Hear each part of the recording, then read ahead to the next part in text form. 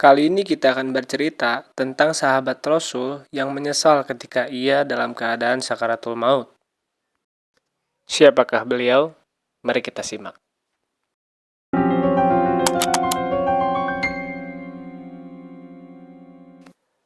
Beliau adalah Sya'ban radhiyallahu anhu, salah seorang sahabat Rasul yang Rasul mengenal baik karena keunikannya, yaitu jika dia sembahyang di masjid untuk sholat berjamaah, dia selalu berada di posisi paling pojok sebelah kanan masjid, dengan alasan agar tidak mengganggu sahabat-sahabat yang lain yang sedang beribadah.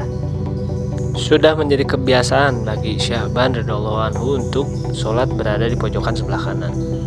Hingga satu ketika akan dilaksanakan sholat berjamaah pada waktu subuh, Rasul menanti kedatangan Sya'ban yang biasanya sudah hadir lebih dulu sebelum azan berkumandang.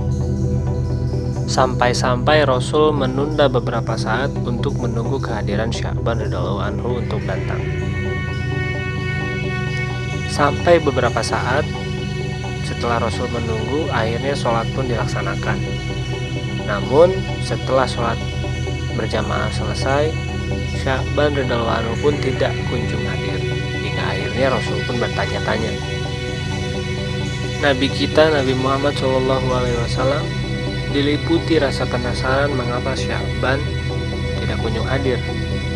Lalu ia pun berpikir untuk mendatangi rumahnya dan bertanya apakah alasan dari Sya'ban tidak hadir di masjid pagi tadi.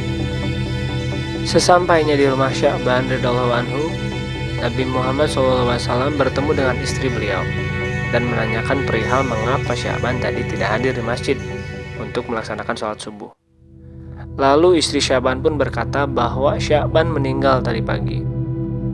Mendengar hal tersebut, Rasul pun langsung mendoakan sahabatnya. Namun ada beberapa ganjalan yang ingin ditanyakan oleh istrinya. Istrinya bercerita bahwa ketika Sya'ban mengalami sakaratul maut, ia berteriak meneriakkan 3 kalimat, yaitu yang pertama, andai saja lebih jauh, lalu yang kedua, andai saja yang baru, dan yang ketiga, andai saja semuanya. Tentu teriakan tadi tidak dapat dimengerti oleh istri dari Sya'ban. Lalu istri dari Sya'ban pun bertanya, apakah makna dibalik 3 teriakan dari 3 kalimat tersebut kepada Rasulullah.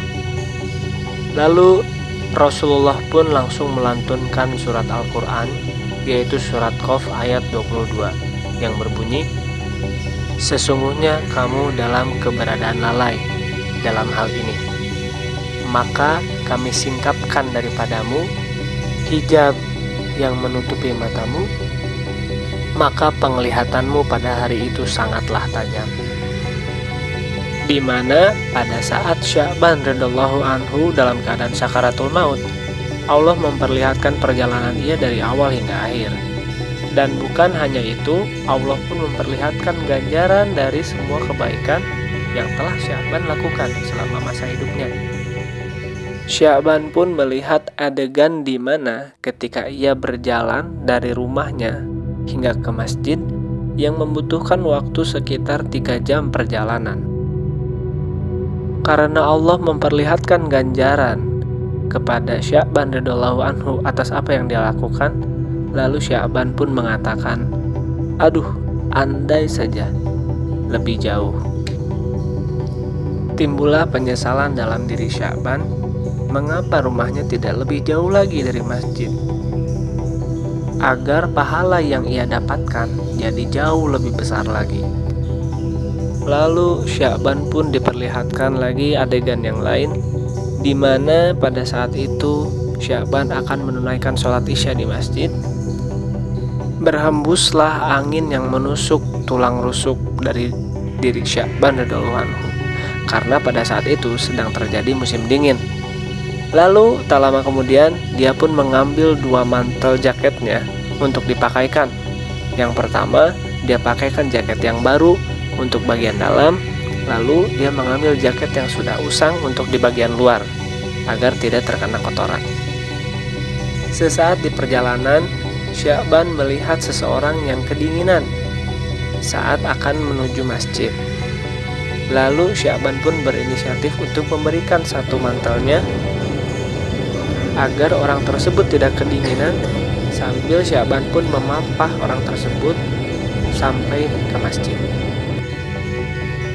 Dari adegan yang ia lihat tersebutlah ia menyesali mengapa dia tidak memberikan mantelnya yang baru kepada orang tersebut agar ganjaran dari pahalanya jauh lebih besar. Lalu Sya'ban pun diperlihatkan adegan yang ketiga, di mana ia sedang memakan sebuah roti Maryam yang enak dan lezat untuk sarapan paginya.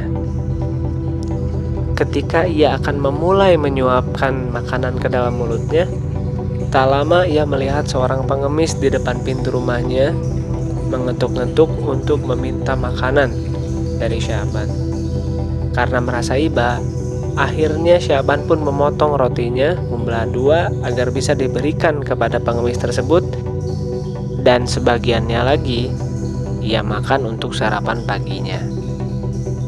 Itulah yang menjadi penyesalan bagi Sya'ban, hingga Sya'ban berteriak lagi, "Aduh, andai saja semuanya saya berikan, maka ganjarannya pasti jadi jauh lebih besar."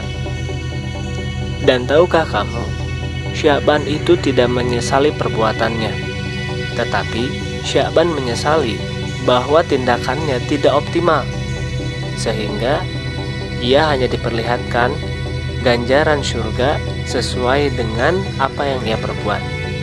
Dan sesungguhnya semua di antara kita itu akan mati. Setiap orang akan diperlihatkan bagaimana ganjaran yang ia dapatkan sesuai dari apa yang sudah dilakukannya di dunia. Akan banyak orang-orang yang menyesal ketika sudah meninggal, bahkan meminta untuk menunda untuk kematiannya hanya untuk bisa bersedekah. Namun, apalah arti sebuah penyesalan? Ketika kematian sudah datang, tiada lagi yang bisa menahannya. Setiap orang akan menanggung penyesalannya dengan kadar yang berbeda-beda.